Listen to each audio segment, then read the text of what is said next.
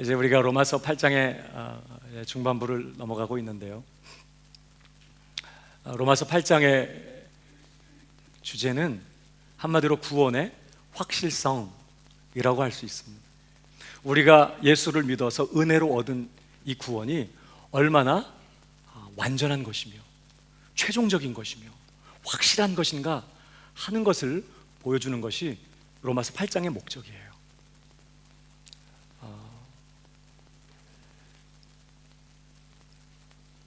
특별히 이 8장 전반부에서 바울은 우리가 얻은 구원이 확실한 이유는 우리 안에 거하시는 성령의 역사 때문이라고 말씀합니다.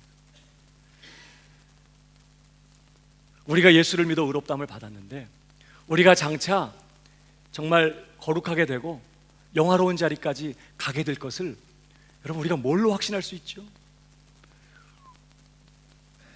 우리는 연약하고 우리는 사실 우리의 믿음도 스스로 지킬 만큼 그렇게 강한 자가 못 돼요. 자주 넘어지고 실수합니다. 그런데 우리가 어떻게 우리가 얻은 구원이 마침내 완성되고야 말 것이며 우리가 지금 얻은 이 구원은 완전한 구원이다. 나는 정말 완전하게 구원받았고 완성의 자리까지 가고야 말 거다. 뭘로 확신할 수 있죠? 바울은 로마서 8장의 앞부분에서 바로 우리 안에 계시는 성령님, 그분의 역사 때문에 우리가 얻은 구원이 확실하다고 완전한 것이라고 그렇게 설명하는 것입니다. 여러분, 예수 믿는 신자는요, 성령, 하나님의 성령을 마음에 모시고 있는 사람이라고 했어요. 우리 9절 말씀, 로마서 8장 9절 말씀 한번 읽어볼까요? 다 같이 시작. 만일 너희 속에 하나님의 영이 거하시면 너희가 육신에 있지 않고 영에 있나니 누구든지 그리스도의 영이 없으면 그리스도의 사람이 아니라. 여러분, 예수 믿는 신자 안에는 누구나 예외 없이 하나님의 성령이 거하신다는 거예요. 근데 정말 이건 너무 놀라운 일입니다. 우리가 쭉 살펴왔던 것처럼 여러분 로마서 8장 2절에 보면요, 성령은 우리를 예수 믿게 만들어서 예수님과 연합시켜요. 예수님과 연합시켜서 예수님의 생명이 우리의 것이 되게 하십니다. 이게 성령님이 하시는 일이에요. 그러니까 성령님이 내 안에 오시면 우린 예수님과 연합되는 거예요. 그리고 예수님의 생명이 내 것이 돼요. 사실 예수님의 생명뿐만 아니라 예수님의 전부가 내 것이 되는 역사가 성령으로 말미암아 가능해져요. 왜? 예수님에게 연합되기 때문에. 그뿐만 아니라 4절에 보면요, 성령은 우리가 율법의 요구를 이루는 자가 될 수 있도록 그렇게 이끄시고 그렇게 우리를 또 변화시키시고 그렇게 우리를 도우십니다. 그뿐만이 아니에요. 9절과 10절에 보면요, 성령은 우리 안에 예수 그리스도가 거하시도록 하십니다.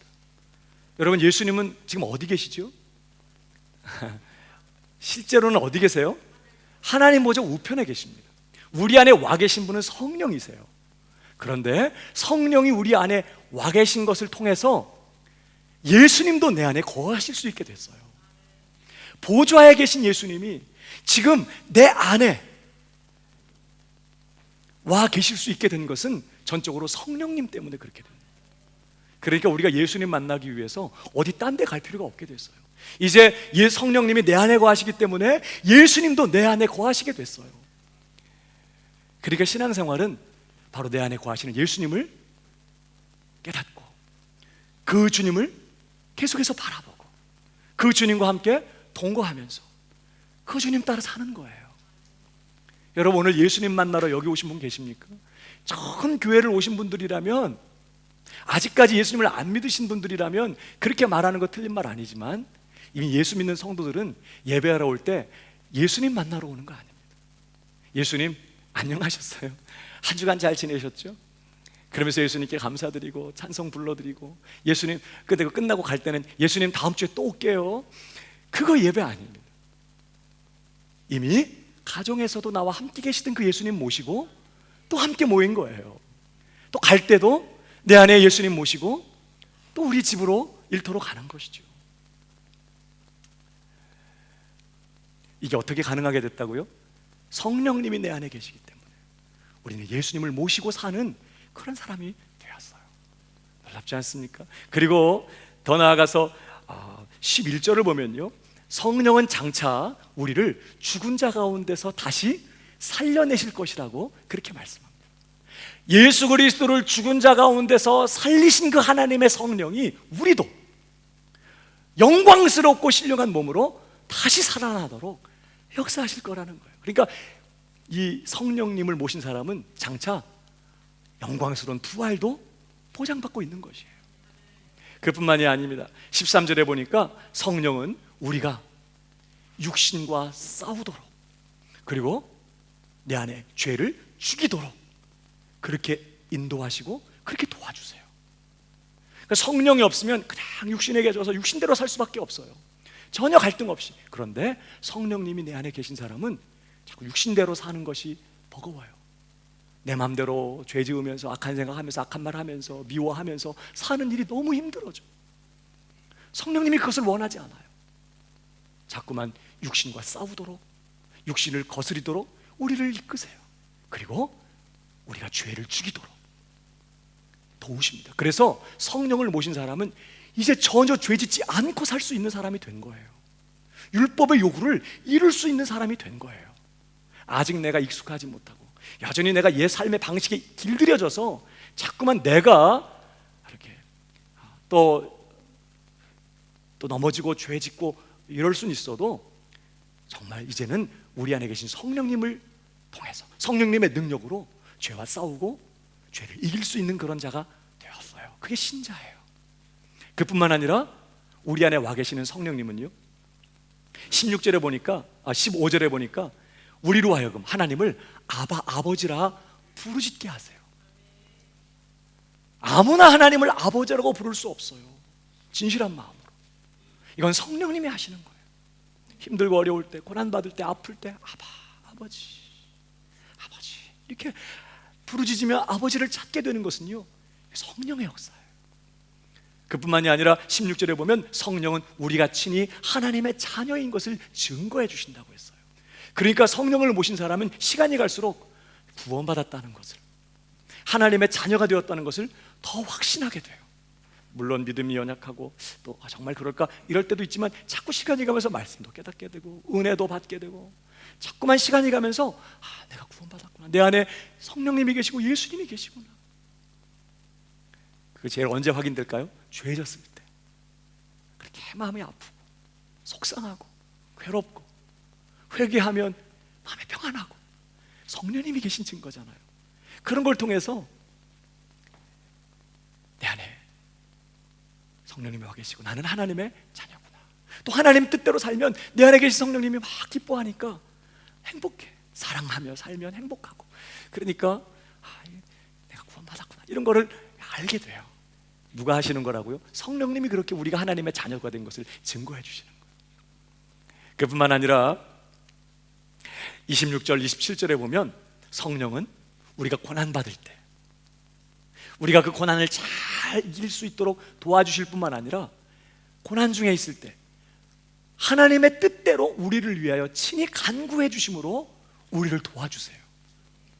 이 고난이 하나님의 뜻을 이루는 것이 될 수 있게 되도록 누가 기도하신다고요? 성령님이 하나님의 뜻대로 기도해 줘요. 그렇게 우리를 도와요. 자, 우리 한 번 더 읽어볼까요? 27절, 8장 27절 시작.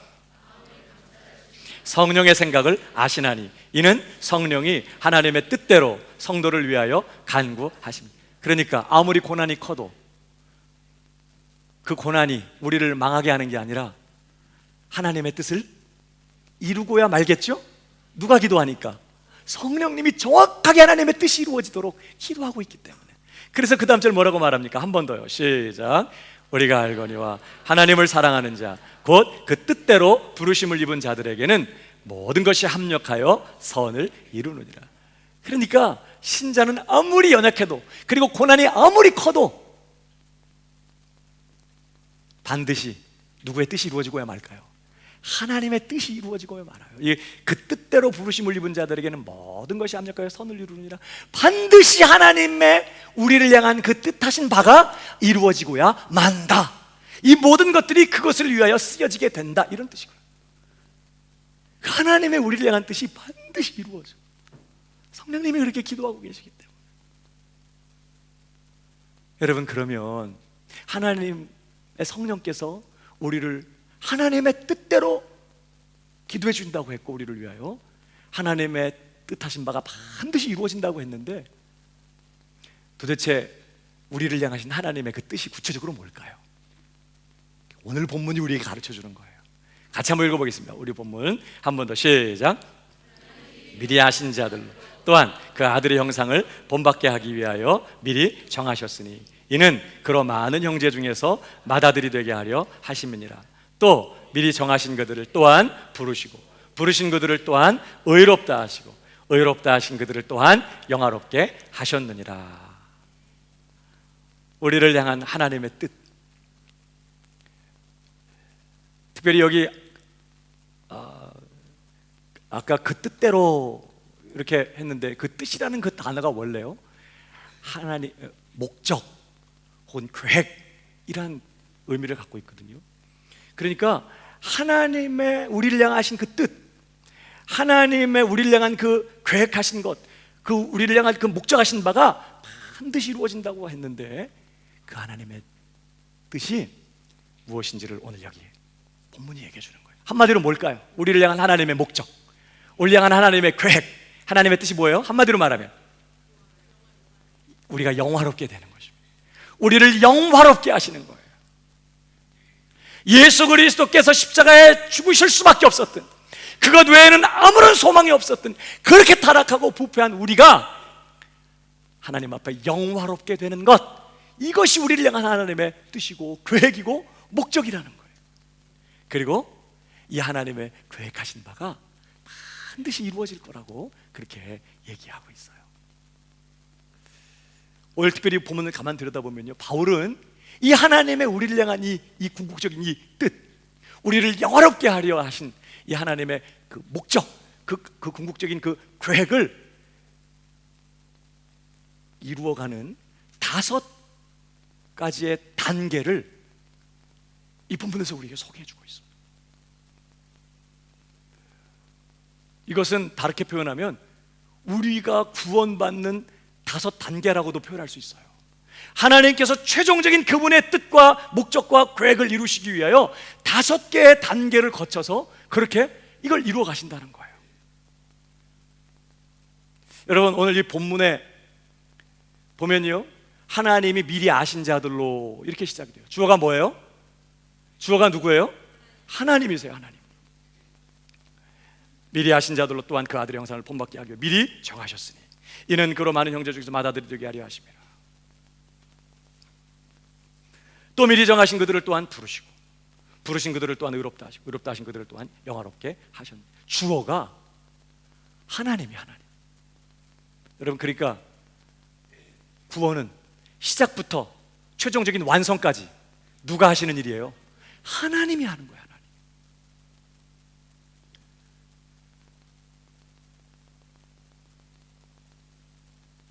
처음부터 마지막까지 하나님이 이루시는 일입니다. 이 일을 지금 바울은 5가지의 단계로 구분해서 설명한 거예요. 자, 그 첫 번째, 하나님이 최종적인 목적을 이루어 가시는데 그 첫 번째 단계가 뭐냐? 바로 미리 아시는 것입니다. 한번 따라 하십시다. 미리 아심. 하나님이 미리 아시는 거예요. 미리 아심. 여러분, 오늘 29절에 보니까요, 하나님이 미리 아신 자들로 그랬어요. 이 하나님이 미리 아셨다, 이 표현은요, 단순히 어떤 일이 일어나기 전에, 미리 일어나기도 전에 그 일을 지식적으로 알고 있다, 그런 것 이상의 의미를 갖고 있어요. 성경에, 구약 성경도 그렇고 신약 성경도 그렇고, 성경에 하나님이 아신다 혹은 또 하나님을 안다, 이런 이 안다라는 이 단어가 단순히 지식적으로 뭐 어떤 정보를 갖게 되고 안다는 걸 말하는 게 아니라, 그런 정도가 아니라 인격적으로 아주 특별한 사랑의 관계를 맺을 때 썼던 단어예요. 안다는 표현이. 그래서 특별히 대표적으로 아모스 3장에 보면요, 2절에 우리 지난 주간에 새벽 기도회 때도 아모스서 계속 봤는데 보면, 내가 하나님이 이스라엘 향해 말씀하시는 거예요. 땅의 모든 족속 중에 너희만 알았나니. 여러분, 하나님이 땅의 모든 족속을 그럼 몰랐다는 말이에요? 아니죠. 다 알고 계세요. 근데 너희만 알았다, 이거 뭘 말할까요? 모든 족속을 알고 계시지만 이스라엘을 특별히 선택하고 특별히 사랑했다는 뜻이에요.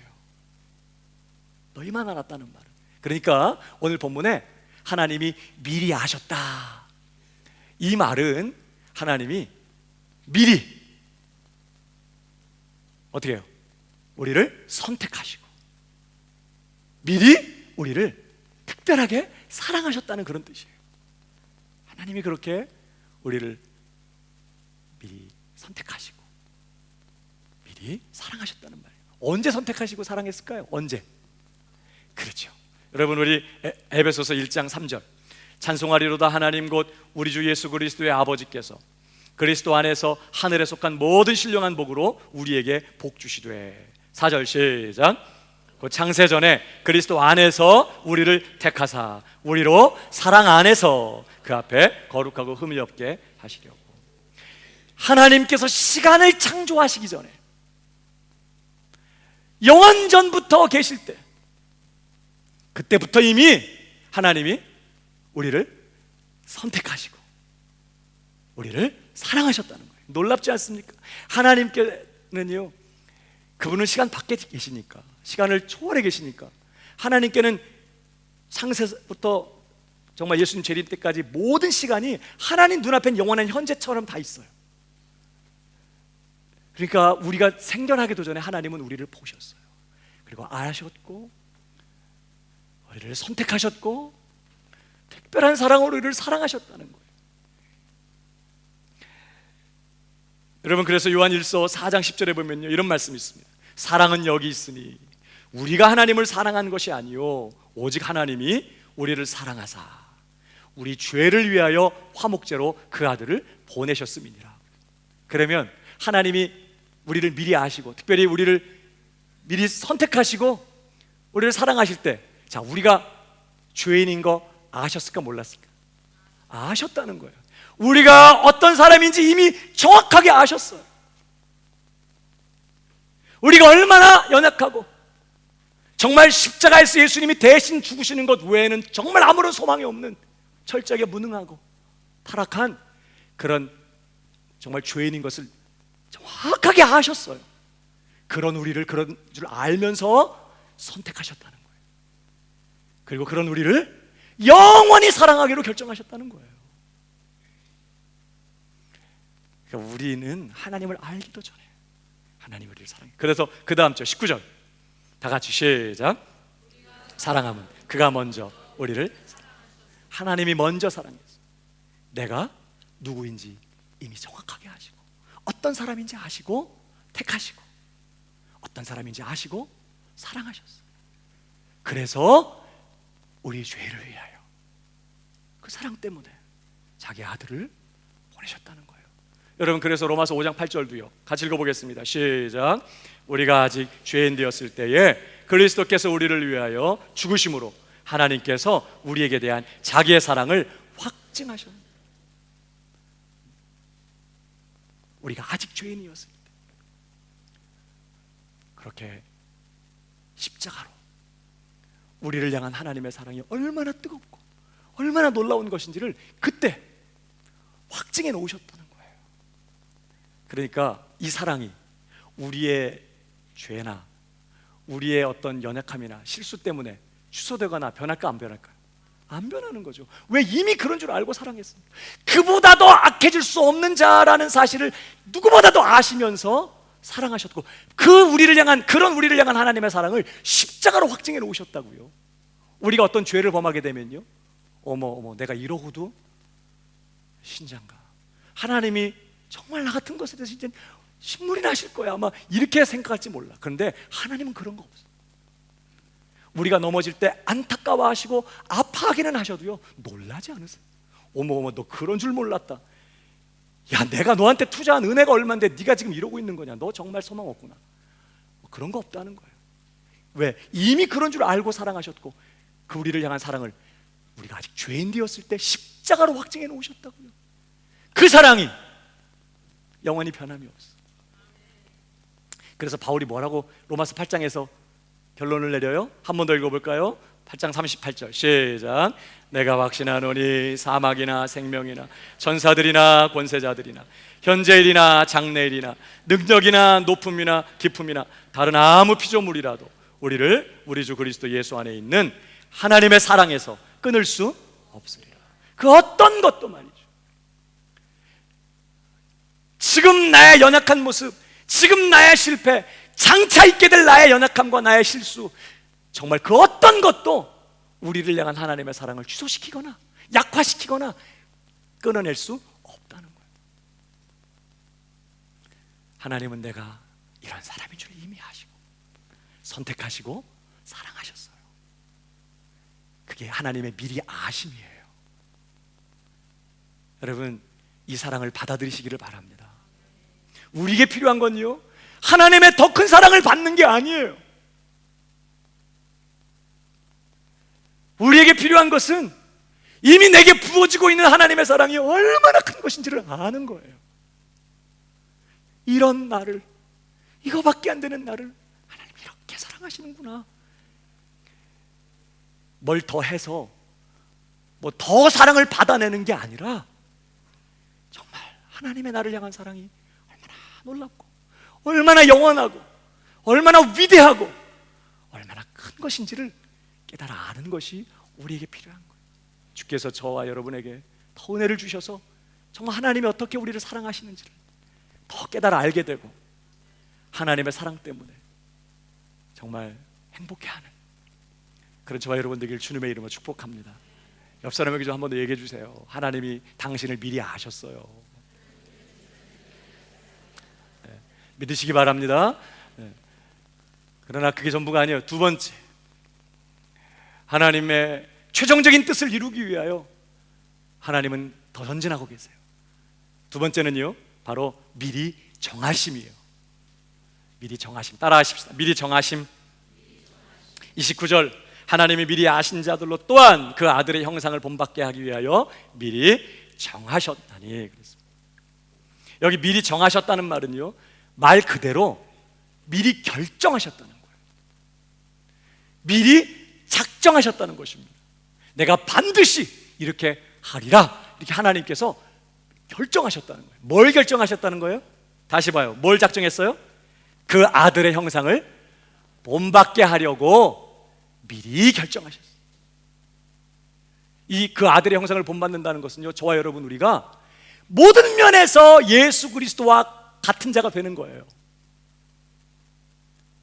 하나님의 아들이신 예수 그리스도, 부활하셔서 승천하시고 영광 중에 계시는 바로 그 하나님의 아들 예수 그리스도와 모든 면에서 같은 자가 되게 하시는 것이 하나님이 작정하신 일이라는 거예요. 우리의 지위, 우리의 신분, 우리의 권세, 영광 뿐만 아니라 우리의 내면의 인격과 성품까지 정말 그 어느 것 하나 빠짐없이 다 예수님과 같은 그런 존재가 되게 하셔서 예수님과 함께 영광을 받게 하시려고 하나님이 결정하셨다는 거예요. 와, 놀랍지 않습니까? 우리가 원래 어떤 사람이라고요? 십자가에서 예수님이 못 박혀 대신 죽어야 할 만큼 사악하고 소망하고 추한 죄인인 우리를 아예 하나님 나라의 문지기로만 삼아줘도 나 행복하겠어. 그냥 영원히 하나님 나라의 문지기로만 있어도, 아유, 권사님도 오셨어요? 들어가시죠. 영원히 문지기로만 있어도 나 정말 행복할 것 같아요. 그런데 그런 정도가 아니라 모든 천사도 얼굴을 가리고 흠모할 만한 그 아들의 영광스러운 만큼 우리도 영광스럽게 하시기로, 예수 그리스도처럼 아름답고 예수 그리스도처럼 정말 탁월하고 그렇게 영광스러운 그런 존재가 되게 하시려고 하나님이 작정하셨다는 거예요. 이게 얼마나 놀라운 일입니까? 미리 정하심이에요. 하나님이 그렇게 딱 정하셨어. 우리가 뭘 결정한 거는 가끔 수포로 돌아갈 수 있어. 그걸 결정했어도 상황과 환경이 안 맞으면 못해요. 또 뭐 내가 실력이 안 돼갖고 어떤 때는 취소될 때도 있어. 그러나 하나님의 결정한 거는 달라요. 그는 전능하신 하나님, 그가 작정하신 바는 반드시 이루어내요. 이 하나님의 미리 정하심, 우리를 그 아들의 형상을 본받게 하려고 미리 작정하신 것 때문에 저와 여러분이 죄악 가운데 살던 우리가 다 예수 믿게 된 줄 믿으시기 바랍니다. 이 하나님의 작정하심 때문에 우리가, 예수 믿는 우리가 이렇게 넘치는 고난을 받고 있는 거예요. 왜 이렇게 힘들지? 왜 이렇게 어렵지? 왜 이렇게 문제가 해결이 안 되지? 그러면서 오늘도 그것 때문에 기도하게 되고, 그것 때문에 하나님의 은혜를 구하고, 어려움 당하는 게 재수 없어서 그런 게 아니라고요. 내가 지금 잘못 믿고 있어서 그런 게 아니라 하나님이 우리를 그 아들의 형상을 본받게 하셔서 그 아들과 함께 영광을 받게 하기 위하여 오늘 하나님께서 예수님이 받으셨던 그 동일한 고난을 우리에게도 허락하셔서 그 영광에 합당한 자로 우리를 다듬어가고 계시기 때문에 이 고난이 우리에게 오고 있다는 것을 기억해야 되는 거예요. 남편 때문에 힘드세요? 자녀들 때문에 속상하십니까? 여러 가지 해결되지 않은 문제 때문에 마음이 어려우세요? 하나님의 작정하심이 있다는 걸 놓치지 마십시오. 단순히 우리가 이 땅에서 행복하고 그저 이 땅에서 편하게 사는 게 하나님의 작정이 아니라 이 땅에서는 비교도 할 수 없이 이 땅의 삶이 정말 이만큼이라면 영원한 천국의 삶은 끝도 보이지 않을 만큼 계속돼요. 그렇게 영원한 하나님의 나라에서 그리스도와 함께 영광받는 그런 자가 되게 하시려고 작정하셨기 때문에 지금 우리가 그 일을 위하여 고난받고 있다는 거 기억하고, 고난당할 때 낙심하지 않기를 축복합니다. 감사하십시오. 기뻐하십시오. 미리 정하셨어요. 하나님이 하신 두 번째 일이에요. 그뿐만이 아닙니다. 세 번째는요, 부르심입니다. 따라하십시다. 부르심. 오늘 30절에 보니까요, 또 미리 정하신 그들을 또한 부르시고 그래서 여러분 여기서부터는요, 자, 미리 아심과 미리 정하심은 영원 전에 역사의 바깥에서 하나님이 하신 일이에요. 그런데 여기서부터는, 이 단계부터는 이제 역사 속에서 내 삶에 이루어지는, 구체적으로 이루어지는 하나님의 작정이, 하나님의 뜻이 이루어지는 단계입니다. 바로 부르심. 여기서 말하는 이 하나님의 부르심은요, 예수 그리스도를 믿도록 우리를 부르시는 거예요. 예수 그리스도를 믿도록 하나님이 우리를 불러요. 어떻게 부르실까요? 어떻게 하나님 우리를 부르실까요? 꿈에 하나님이 나타나셨어요? 광명교회로 가라 그러셨어요? 물론 지금 정말 전도하기 어려운 이슬람 사회에서 무슬림들 중에 특별히 막 기독교를 핍박하기도 하고 막 그런 가운데 전도가 안 되는 그런 곳에서는 정말 예수님이 직접 나타나서 회심하게 만들고 회개하게 만들어 예수 믿게 만드는 일들이 가끔 일어난다고 해요. 누가 전도한 게 아니라 정말 꿈에, 무슬림이 꿈에 예수님 만나서 회심한 경우들이 있다는 얘기를 가끔 듣습니다. 그러나 그건 아주 어쩌다 특별한 일이고, 자, 일반적으로 하나님이 우리를 예수 믿도록 부르시는 일은요, 어떻게 하시냐면 전도자의 복음 전도를 통해서 불러요. 하나님께서 전도자를 보내시는 거예요. 그러면서 복음을 전하게 하십니다. 그래서 사람들이 이렇게 했을 때 예수를 믿으십시오. 예수를 믿으면 구원받습니다. 하나님이 당신을 사랑하셔서 예수님을 십자가에 못 박으셨습니다. 예수님이 우리의 죄값 치러주셨습니다. 그분을 구세주와 주님으로 영접하십시오. 그러면 구원받습니다. 예수를 믿으세요. 이게 하나님의 부르심이에요. 하나님이 이렇게 불러. 그럴 때 하나님, 자, 그렇게 하나님의 부르심을 받을 때 그 중에는 택하신 자도 있을 것이고 안 택한 사람도 있겠죠? 안 택한 사람들은 어떨까요? 그런 얘기를 들어도 아무 감동이 일어나지 않습니다. 아무 반응이 일어나지 않아요. 계속해서 그런 복음 전도를 접해도 마음에 전혀 요동이 없어요. 저게 도대체 무슨 소리야? 믿어지지도 않고 납득도 안 되고 이해도 안 되고 정신 나간 그런 소리처럼 들릴 수밖에 없어요.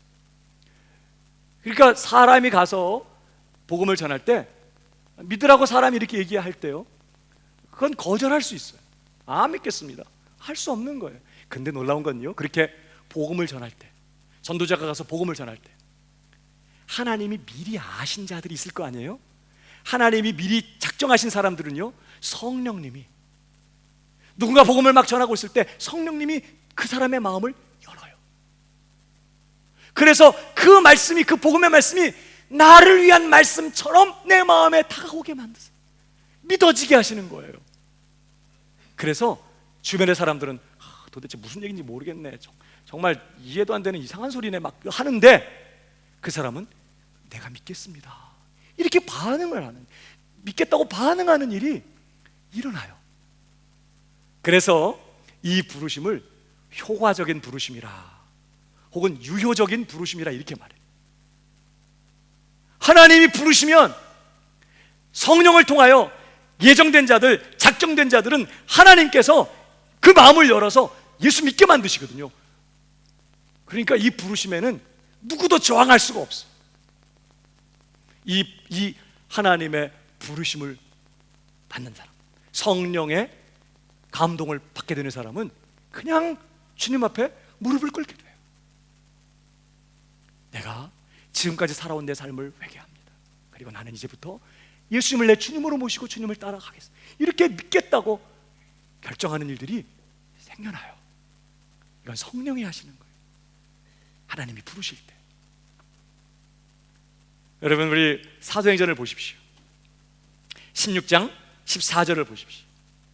거기 보면 이제 바울이 유럽 지역으로 갔어요. 빌립보 성에서 복음을 전하는데 두아디라 성의 자주장사로서 하나님을 공경하는 루디아라는 한 여자가 들었는데, 복음을 전할 때, 바울 일행이 복음을 전할 때 이 루디아라는 여자가 다른 여자들과 함께 있다가 그 복음 전도의 말씀을 들었는데, 다른 여자들은 다 그냥 시큰둥한 거예요. 저게 무슨 소리냐, 아니 유대인들한테 있었던 얘기를 왜 우리한테까지 와서 얘기하는 거야, 뭐 그런 식으로 생각하고 했겠죠. 근데 루디아라는 사람이 똑같이 그 얘기를 듣고 있는데, 자, 무슨 일이 일어났어요? 그 다음 보니까 주께서 그 마음을 열어 바울의 말을, 복음의 말씀을 어떻게 하게 했어요? 청종한. 자꾸 이 루디아의 마음이 자꾸 감동이 되는 거예요. 아, 그렇구나, 하나님이 살아계시고 아들을 보내셨고 날 위해 십자가에 죽으셨고 그를 믿으면 구원이구나 하는 그런 믿음이 생겼어요. 그래서 그 다음에 보면 회개하고 예수를 믿습니다. 바울 일행을 자기 집으로 데려가요. 그리고 빌립보에 처음 교회가 생겨나게 됩니다. 그뿐만 아니라 사도행전 14장을 보면요, 48절 같이 읽어보겠습니다. 시작. 듣고 기뻐하여 하나님의 말씀을 찬송하며 영생을 주시기로 작정된 자는 다 믿더라. 왜 그래요? 하나님의 부르심은 능력 있는 부르심이거든요. 이건 누구도 항거할 수 없는 부르심이에요. 복음 전도자가 복음을 전하지만 하나님이 미리 아신 자들, 미리 정하신 자들은요, 성령님이 찾아가 그 마음을 녹여요. 열어서 복음을 듣게 하시고 믿어지게 하시고 굴복하고 예수 그리스도 앞에 무릎을 꿇고 나의 주시면 나의 하나님이십니다 고백하도록 성령님이 이끌어가요. 그가 구원 얻기로 작정된 자는 일부만 믿는 게 아니라 다 믿어. 누구는 못 믿을까? 그런 작정이 없는 사람들, 정하시는 사람은 절대 못 믿어요. 무슨 얘기야, 이해도 안 되고 경험에도 안 맞고 논리적으로도 합당하지 않고 납득도 안 되고 정말 정신 나간 소리처럼 들리는 그 복음을 성령의 역사가 있는 사람은 받아들이고 믿게 된다는 거예요. 그래서 이 하나님의 부르심은 정말 권세 있는 부르심입니다. 여러분, 예수님이 나사로의 무덤 앞에 가셨습니다. 그리고 예수님이 큰 소리로 명령하셨어요. 나사로야 나오라 그랬어요. 그랬더니 벌써 썩어서 냄새가 나던 시체였는데 그 나사로가 벌떡 일어났어요. 다 동여맸으니까 어떻게 나왔을까? 뛰어서 나왔겠죠. 여러분, 하나님의 부르심은요, 항거할 수 없는 부르심이에요. 그분이 부르시면 다 오는 것입니다. 주님께로. 허물과 죄로 죽어있던 영혼이, 도무지 자신의 힘으로는 복음을 깨달을 수 없던 자가 하나님이 부르시면 나오는 것이에요. 그리스도 앞으로. 그 대표적인 예가 누구예요? 사도 바울. 그는 절대 맨정신으로 예수 못 믿을 사람이었어요. 예수 믿는 사람 죽이는 게 자기의 사명이라고 생각했고, 그게 하나님의 영광을 위한 거라고 철저까지 믿고, 그날도 예수 믿는 사람 잡으러 담에색으로 가고 있었어요. 씩씩거리면서. 그런데 주님이 오셔서 그를 불렀어요. 사울아, 사울아. 그날 꼬꾸라졌어요. 그리고 어떻게 이렇게 달라질 수 있죠? 이제는 예수를 위해 자기 목숨을 바치는 그런 사람이 되고 말았어요. 여러분, 하나님의 그 부르심 때문에 저와 여러분, 우리 모두가 이 자리에 와 있는 줄 믿으시기 바랍니다. 그 부르심이 없었다면요, 절대로 누구도 복음에 대해서 반응할 수 없어요. 놀라운 거예요. 똑똑해서 내가 예수 믿은 거 아닙니다. 복음 전도자가 납득할 만하게 논리적으로 잘 설명했기 때문에 복음을 받아들인 게 아니에요. 주께서 마음을 여시고 아무개야 나오라 부르셨기 때문에 항거할 수 없이 끌려 나와 내가 믿나이다 고백하게 된 거라고. 내가 정말 하나님의 부르심을 받은 사람인가? 뭘로 확인할 수 있을까? 내가 정말 하나님의 부르심 받은 사람인가? 뭘로 확인할까요? 참된 회개와 참된 믿음으로 확인돼요. 누구든지 성령으로 하지 않고는 예수를 주시라 할 수 없느니라 그래요. 그러니까 정말로 하나님의 미리 아신 자들, 그리고 정말로 하나님이 미리 정하신 자, 그래서 하나님이 때가 되어 부르신 사람은요, 반드시 참 회개, 내가 이전까지 주인 노릇하며 내 멋대로 살던 삶을 청산하고 죄를 자복하고 회개하면서 이제는 예수 그리스도를 나의 구주와 주님으로 믿는 참된 이 믿음, 이 참된 회개와 참된 믿음이 반드시 부르심을 입는 자들에게 나타나. 그리고 그 사람이 진짜 회개했나? 정말 그 사람이 회개했나? 일평생 지속적인 회개로 증명됩니다. 한 번 회개하고 끝나지 않아요. 진짜 회개한 사람은요, 계속해서 죄가 깨달아지고 계속해서 죄가 드러날 때마다 또 회개하고 또 회개하면서 점점 더 죄를 깊이 깨닫게 되고 점점 더 죄를 버리고 돌아서는 일들이 일평생 지속돼요. 이게 진짜 회개한 사람의 증거야. 그러니까 진짜로 회개한 사람은 그의 삶 속에서 계속적인 회개를 하게 돼요. 그뿐만 아니라 진짜로 예수님을 믿은 사람은요, 그의 삶에서 계속적으로 예수를 믿어요. 좀 잘할 때 뭐 믿었다가 또 안 믿었다가 이게 아니라 이제 물론 믿음이 연약해서 흔들리기도 할 수 있지만 정말로 예수 믿는 사람은 오늘도 예수를 믿어. 나는 예수님만 믿겠습니다. 예수님이 나의 유일한 소망이십니다. 예수님이 나의 유일한 만족이십니다. 난 예수님이 나의 유일한 구원자이심을 내가 믿습니다. 난 예수님만 따라갑니다. 점점 더 예수님을 잘 믿게 돼요. 그러니까 진짜 믿었냐 하는 거는 계속적인 믿음으로 또 증명돼요. 이게 하나님의 부르심을 받았다는 증거예요. 계속적인 회개, 계속적인 믿음. 저는 여러분에게 지속적인 회개와 지속적인 믿음이 있기를 주님의 이름으로 축복합니다. 하나님의 부르심 있는 자에게 나타나는 증거이기 때문에 하나님의 부르심이에요. 부르심 받으셨죠? 네, 그래서 여기 와 있는 거예요, 사실. 자, 뿐만 아니라 네 번째 단계는요, 의롭다 하심입니다. 30절을 보니까요, 또 미리 정하신 그들을 또한 부르시고 부르신 그들을 또한 의롭다 하시고. 이건 하나님이 하셨다는 거예요. 의롭다. 여러분, 여기 의롭다 하시고 하는 건요, 하나님께서 예수 그리스도를 믿는 자들을 넌 이제 의롭다 이렇게 하나님이 여겨주시고 하나님이 선언해 주시는 걸 말해요. 솔직히 우리는 의롭지가 못해요. 그런데 예수님께서 내 대신 율법의 요구를 다 이뤄버렸어요. 율법이 요구하는 죄 형벌도 예수님이 다 지불하시고 내 대신이요. 죄의 삭은 사망이라고 그랬죠. 또 율법이 요구하는 하나님의 율법의 정말 뜻을 예수님이 내 대신 남김없이 다 이뤄버렸어요. 그래서 완전 의를 만들으셨어요. 하나님께서 우리가 예수를 믿을 때, 다시 말하면 성령이 우리 안에 오셔서 우리를 예수님께 연합시키실 때 우리는 예수님과 연합되게 되고 우리의 죄는 이제 누구 거가 되는 건다고 그랬죠? 예수님 거가 돼요. 이 예수님의 완전한 순종, 예수님의 십자가의 죽으심, 예수님의 그 완전한 의는 고스란히 내 것이 되는 거예요. 하나님은 그것을 선언해 주신다. 이제 너는 그리스도 안에서 완전한 의인이 되었다. 내가 예수를 믿었기 때문에 의롭다함을 받은 게 아니라 예수님과 연합된 것을 통해서 예수님이 가지신 그 완전한 의를 이제 네 거다. 하나님이 그렇게 여겨주시고 선언해 주신다는 거예요. 이걸 의롭다 하심이라고 말합니다. 그러니까 우리가 이룬 게 아니야. 누가 이룬 의예요? 예수님이 이룬 의예요. 그분의 그 완전한 의를 우리의 의로 쳐주시고 선언해 주시고 여겨주시고 우리의 의로 간주해 주세요. 그러니까 예수님을 진실하게 믿은 자는 완전하게 의롭다 하심을 받았다는 것도 믿어야 돼. 왜냐하면 예수 믿으면 그렇게 예수님과 연합되게 되고 예수님의 완전한 의를 내 것으로 갖게 돼. 이건 하나님이 정하신 일이기 때문에 완전하게 죄사함 받을 뿐만 아니라 전혀 죄 없는 자로 여겨주시는 정도가 아니라 완전하게 하나님 앞에 순종한 자로, 완전 의인으로 하나님이 여겨주세요. 예수를 믿으면.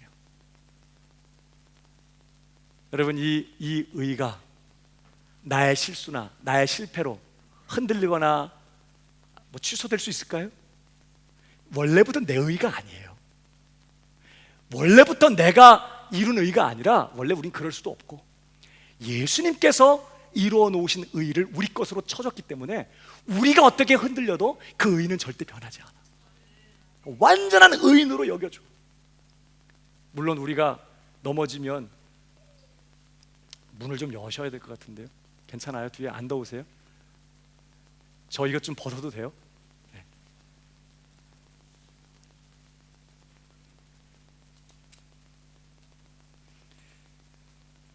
어디까지 얘기했죠?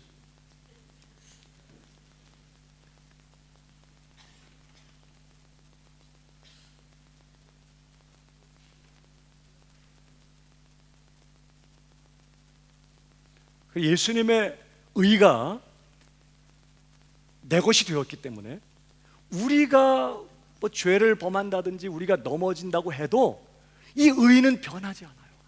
우리는 완전한 의를 가지고 있고 내가 만약에 넘어지거나 죄를 지으면 죄 지은 의인이 되는 거예요. 속상한 거죠. 어떻게 너는 내 아들인데 너 그랬니? 하나님께 속상해 하실 수는 있지만 그래서 너는 취소 이런 건 없다는 거예요. 왜? 원래부터 내 의가 아니었어. 예수님의 의를 내 의로 쳐줘. 그러니까 여러분이 진실로 예수를 믿으셨나요? 그렇다면 예수님의 완전한 의가 내 것이 되었다는 사실도 믿으셔야 돼요. 네. 의롭다 하심이에요. 그렇게 우리를 완전한 의인으로 선언하십니다. 그런데 그 정도가 아니죠. 마지막 단계예요. 5번째 단계는 뭐였어요? 영화롭게 하심입니다. 한번 따라하겠습니다. 영화롭게 하심. 30절 다 같이 시작. 또 미리 정하신 그들을 또한 부르시고 부르신 그들을 또한 의롭다 하시고 의롭다 하신 그들을 또한 영화롭게 하셨느니라. 이것은요 우리를 향한 하나님의 계획이 완성되는 단계입니다. 영화롭게 되는 것은요 최종적인 하나님의 목적이에요. 하나님의 뜻이죠. 우리가 영화롭게 되는 것, 우리의 영혼만이 아니라 우리의 몸까지, 이 썩어질 몸까지 완전하게 예수님만큼 영광스럽게 되는 거예요.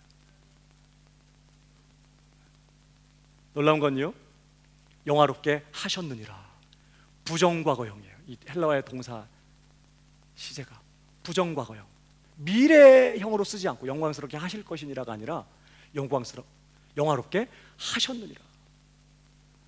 사실 우리는 지금 예수를 믿어 의롭다함을 받았습니다. 비록 연약하고 오늘 넘어질 수 있어도 완전한 의인으로 하나님이 여겨주셨어요.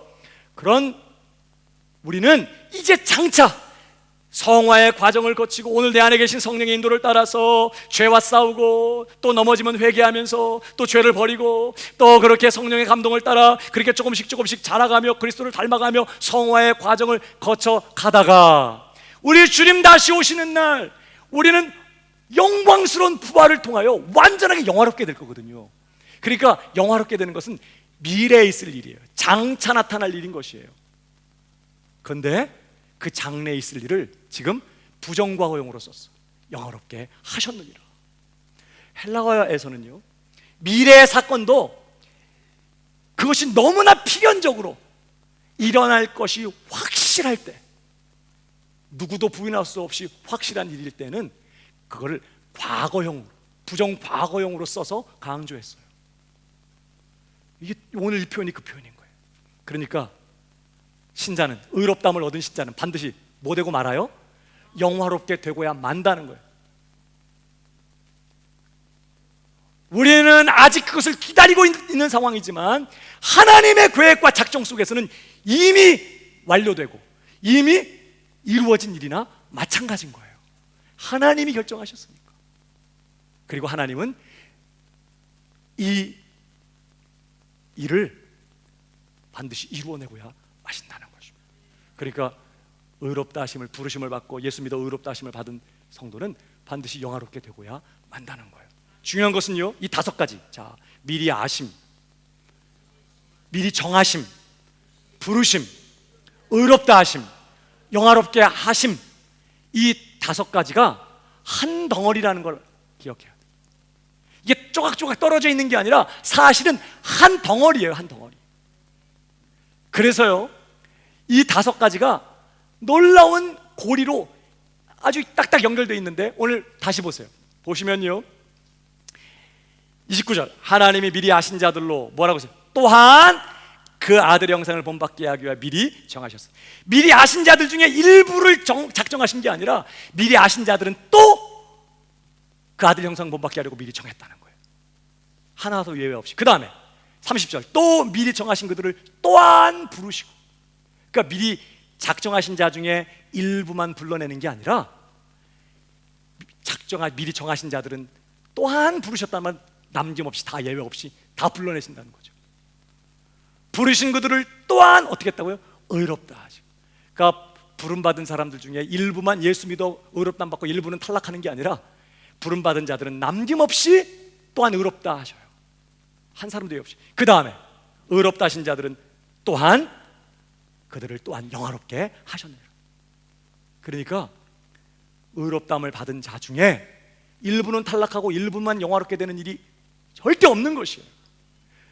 미리 아신 자는 모두가 남김없이 하나님의 작정하심을 입고, 그 사람들은 남김없이 부르심을 받고, 부르심을 받은 사람은 남김없이 예수를 믿어 의롭다 하심을 얻고, 의롭다 하심을 얻은 사람은 남김없이 영화롭게 되고야 만다는 것입니다. 그러니까 미리 아신 자는 어디까지 가고야 말아요? 영화롭게 되고야 말아요. 그게 하나님의 계획이에요. 그게 하나님의 뜻이라고요. 미리 아신 자를 영화로운 데까지 데려가시는 것, 이것이 전능하신 하나님이 영원전에 결정하시고 뜻하신 거예요. 그래서 이 뜻을 이루시려고 누굴 보내셨죠? 자기 아들을. 아니, 여러분이 어떤 일을 결정하고 이루려고 할 때 그 일을 이루려고 자식을 희생시키는 경우 있어요. 너 감옥 좀 갔다 와야겠다.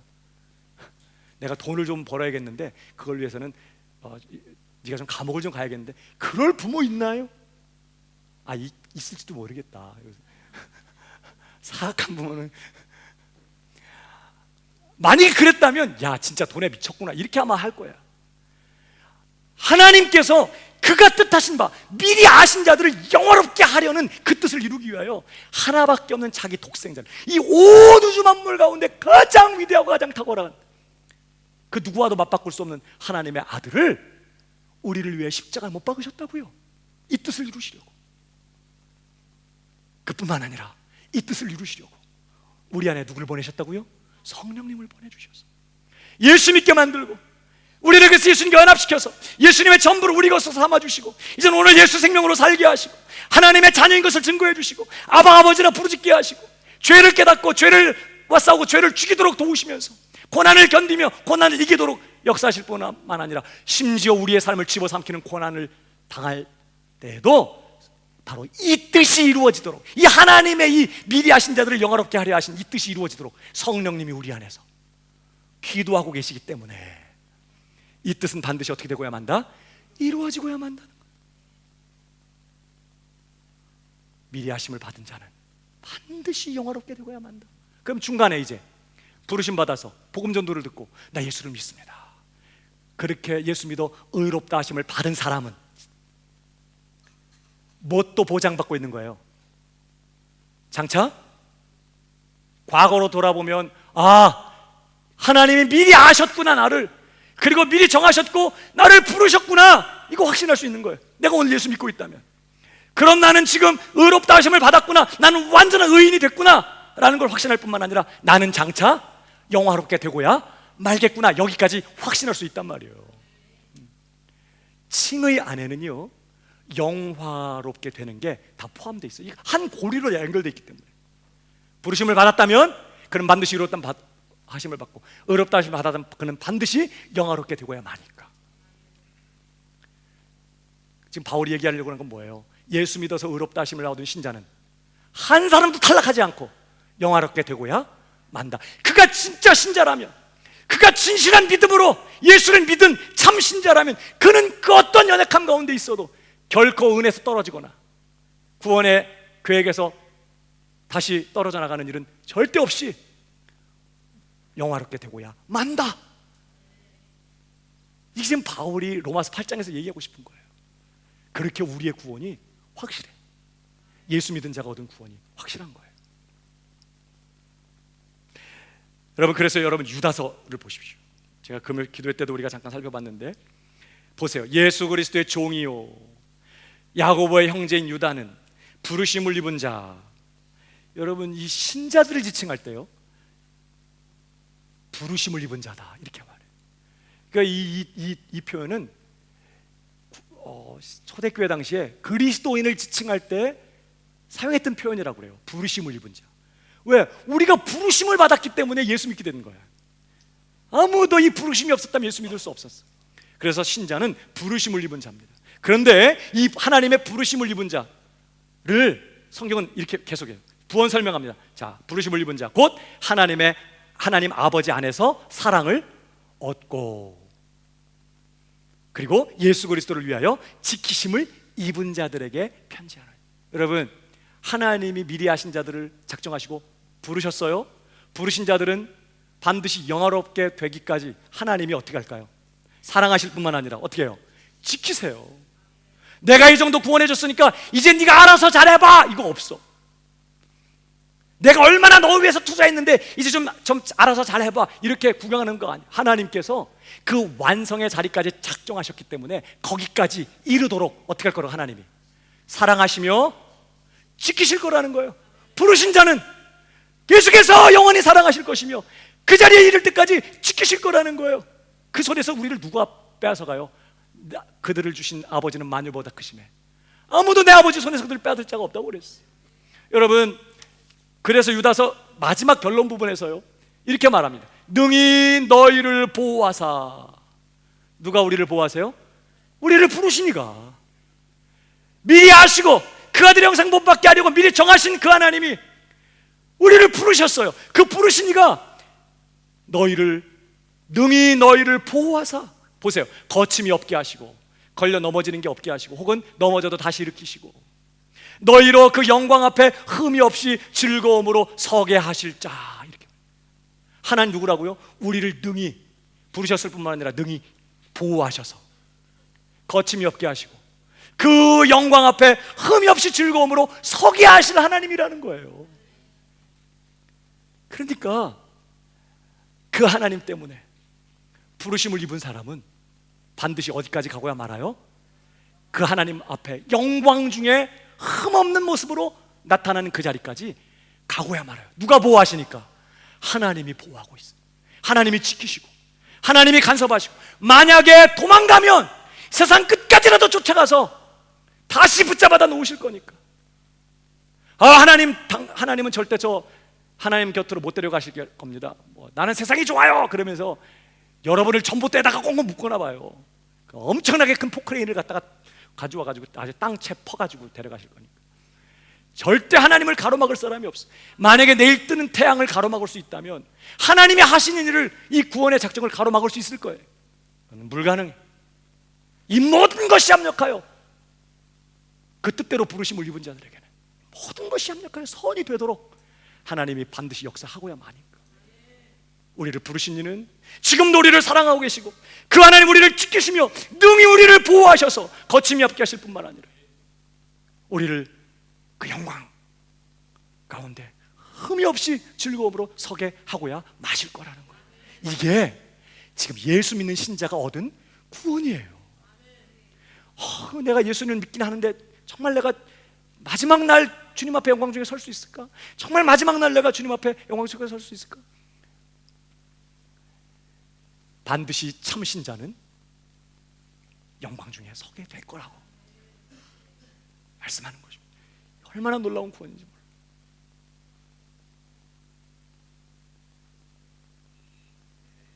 여러분, 성경에서 주 예수를 믿으라, 그리하면 너와 내 집이 구원을 얻으리라 할 때 이 구원은 그냥 시덥지 생각할 만한 그런 구원이 아니에요. 정말 이 구원은요 완전한 구원이고 완전한 구원.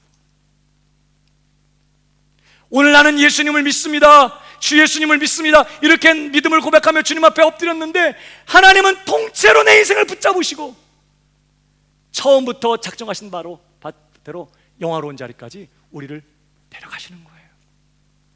그게 우리가 얻은 완전한 구원. 그러니까 우리에게 있어서 가장 중요하고 가장 시급한 일은요 주 예수님을 믿는 것입니다. 예수 믿는 것이 가장 중요하고 가장 시급한 일. 여러분, 놀라운 건요 많은 교회를 다니는 사람들이 예수를 잘 안 믿는다는 거 아세요? 무슨 말씀에서 목사님 그래도 예수 믿... 여러분,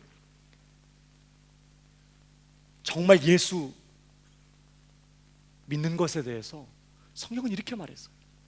베드로가 유대인들에게 너희가 십자가에 못 박아 죽인 예수를 하나님이 주와 그리스도가 되게 하셨느니라 이렇게 선언합니다. 너희가 십자가에 못 박아 죽인 예수. 물론 그 중에는 정말 예수님 십자가에 못 박으라고 선동하고 그런 일에 가담한 사람도 있었을지 모르겠고요. 그 중에는 정말 예수님 십자가 못 박는 일에 직접 간접적으로 관여된 사람이 있었을지 몰라요. 그런데 지금 그날에 수천 명의 사람들이 모여 있는데 베드로가 너희가 예수를 십자가 못 박아 죽였다. 근데 하나님이 그를 그리스도, 주와 그리스도가 되게 하셨다는 거예요. 여러분, 이게 무슨 뜻일까요? 너희가 예수를 죽인 장본인이라는 거예요. 나는 예수 십자가 못 박아 죽인 여러분들 무슨 말이에요? 여러분, 이게 무슨 뜻일까요? 예수님은 왜 죽으셨어요? 너희의 죄 때문에 죽었다는 뜻이에요. 너희 죄 때문에 예수님은 십자가에 못 박혔다는 거예요. 너희가 그러므로 예수님을 죽게 한 장본인이라는 거예요. 예수는 너희 죄를 위하여 십자가에 죽었으니 너희가 예수 죽인 장본인이다. 그런데 너희 죄 때문에 죽은 그 예수를 하나님이 주님과 그리스도가 되게 하셨다는 거예요. 그러니까 무슨 말이에요? 그를, 너희 죄를 위해 죽은 그를 주님과 그리스도로 영접하라는 뜻이에요. 그래서 그날에 많은 사람들이 회개하고 예수님을 내 삶에 주님으로 모셔드렸어요. 여러분, 예수 그리스도는 오늘도 저와 여러분의 죄 때문에 십자가에 못 박혀 죽으신 걸 믿으시기 바랍니다. 그 예수님을 하나님께서는 주님과 그리스도가 되게 하셨어요. 그 예수님이 우리의 삶의 주님이 되시고 그리스도가 되는 것이 하나님의 뜻이에요. 그러니까 예수를 믿으려면요 반드시 회개해야 돼요. 여기서 말하는 회개는 술 끊고 담배 끊고 나쁜 짓 안 하고 이런 정도를 말하는 게 아니에요.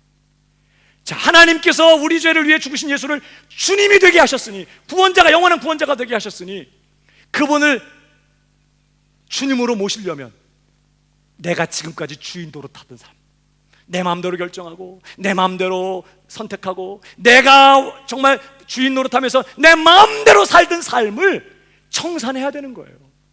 그 자리에서 돌아서야 되는 거예요. 이걸 회개라고 해요. 너무나 많은 사람들이요 예수 믿는다고 하면서 회개하지 않았어요. 술을 끊고 담배를 끊었고 주일에 교회는 오지만 회개하지 않아요. 여전히 내가 내 삶의 주인이에요. 내가 결정하고 내 돈의 주인은 나고 내 시간의 주인도 나고 주님께 뭐 할 때 물어보지 않고 내가 결정해요. 주님은요 날 도와주는 분이지 뭐. 필요할 때 내가 성공하고 내가 평안하게 행복하게 사는 일을 위해 도와주는 분이지, 내가 굴복하고 순종할 주님이 아니야. 왜? 회개 안 했으니까. 예수님 믿는다고 하지만. 그래서 예수님을 주님이라고는 불러도 실제 주인은 자기인 거예요. 이건 예수 믿는 거 아닙니다. 그래서 예수를 믿으려면 주 예수를 믿으라 그랬죠. 예수님을 주님으로 모셔드리는 것이고, 그렇게 예수님을 주님으로 모시려면 반드시 회개가 있어야 돼요. 회개. 허물과 죄로 죽었던 우리를 살리셨도다. 그때 우리가 세상 속에 살면서 육체와 마음이 원하는 대로 살았다고 그랬어요. 이게 죄인의 실상이에요. 내 마음대로 사는 거. 그랬던 삶을 이제 끝장내는 것이에요. 물론 완벽하게 순종하지 못한다고 해도 완전히 마음의 방향을 바꾸는 거지. 이제 내가 주인 노릇하는 삶 살지 않겠습니다. 주님께 다 모든 권리, 모든 자유, 모든 주권을 다 주님께 내어드리고, 이제 하나님이 주님 되게 하신 예수를 내 삶의 주님으로 모시는 거예요. 그게 예수 믿는 거예요. 주 예수를 믿으라고 그랬지 그냥 예수 믿으라고 한 거 아니야. 목사님, 그게 주가 성씨가 아니었네요. 성씨가 아니라 예수님의 신분이세요. 주님이신 예수를 믿으라는 거예요. 하나님이 주가 되게 하신 그분을 믿으라. 그러니까 예수님을 내 삶의 주님으로 모십니다. 지금까지 내가 주인 노릇한 삶, 왕 노릇하던 삶을 청산하고 철저하게 그분의 주님 되심 앞에 무릎을 꿇고 내 삶을 그분에게 드리고, 아직도 나는 옛 삶에 익숙해져서 아직도 내가 물어보지 않고 결정하고 내 고집대로 내 생각대로 살려고 해요. 그럴 때마다 또 포기하고 또 회개하고 또 예수님께 묻고 예수님께 순종하고. 그게 예수 믿는다는 뜻이에요. 지금도 예수를 믿고 있다는 뜻은 예수님이 십자가 죽으시고 부활하는 거 내가 믿어요, 그것만 말하는 게 아니라 지금도 그가 내 삶의 주님이 되셨다는 것을 인정하고 그 주님 되심 앞에 무릎을 꿇고 가는 거예요. 여러분은 그렇게 회개하셨나요? 세상 윤리적으로 도덕적으로 깨끗하게 살아야 된다는 말을 하는 게 아니에요. 여러분의 삶의 주인 노릇하던 자리에서 내려오셨냐고요. 내가 돈 쓰기 전에 주님께 물어봐요? 뭘 결정하기 전에 주님께 물어봐요? 이제 그 삶을 청산해야 돼. 내 마음대로 살던 삶. 이게 회개예요. 그리고 예수님을 주님으로 모셔야 돼. 이제는 주님께 굴복하고 주님을 모시고 주님을 따라가고 주님이 감동 주시고 어떤 마음 주시면 순종하고. 형식적인 종교 생활하지 말고 예수님을 주님으로 삼고 그분의 종으로 사시는 진짜 예수 믿는 성도들 다 되시기를 주님의 이름으로 축복합니다. 그래서 하나님이 작정하신 이 완전한 구원을 빼앗기지 마십시오. 바로 그 사람들에게, 예수를 믿는 그 사람들에게 이 완전한 구원이, 누구도 취소시킬 수 없는 이 완전한 구원이 바로 그들에게 주어진다는 걸 기억하고 이 완전한 구원을 빼앗기지 않는 우리 광명의 권속들이 다 되기를 주님의 이름으로 축복합니다.